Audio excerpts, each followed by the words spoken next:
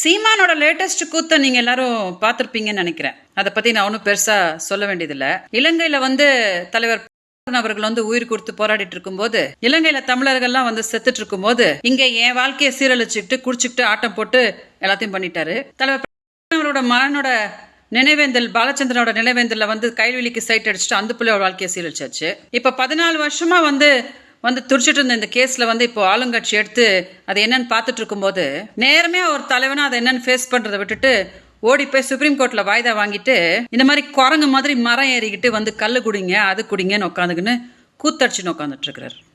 சீமான்ட்ட சொல்லணும்னு நினைச்சிட்டுனா, சீமான் அவர்களே, அடுத்த மாசம் இருக்குது சுப்ரீம் கோர்ட் கேஸ். உங்களுக்கு அப்பப்போ மறந்துடும். என் முகத்தை பார்த்தாதான் உங்களுக்கு நினைவு வரும். ஐயோ, விஜயலட்சுமி கேஸ் ஒன்று இருக்குதுல்ல அப்படின்னுட்டு. இப்ப இந்த மரம் ஏறிட்டு இருக்கீங்க இல்லையா, அந்த வீடியோ அப்படியே போட்டு சுப்ரீம் கோர்ட்ல காமிச்சிட்டு, இப்படிதான் எல்லாருமே நல்லது சொல்லி கொடுக்கும் போது இவன் ஒருத்த மட்டும் தான் தப்பா இப்பெல்லாம் சொல்லி கொடுப்பான்.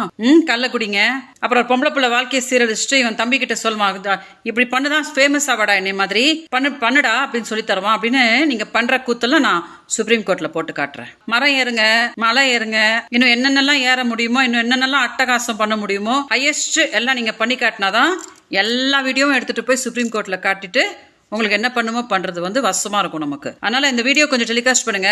சீமானுக்கு அப்பப்போ மறந்துடும். என் மூஞ்சியை பார்த்தா தான் சீமானுக்கு நன வரும், இப்படி ஒரு கேஸ் இருக்கு அப்படின்னு சொல்லிட்டு. லேட்டஸ்டா காட்டியிருக்கிற இந்த குரங்கு வித்தியா இருக்குது இல்லையா, இந்த வீடியோவும் கண்டிப்பா சுப்ரீம் கோர்ட்ல நான் ப்ளே பண்ணி காட்டுறேன்.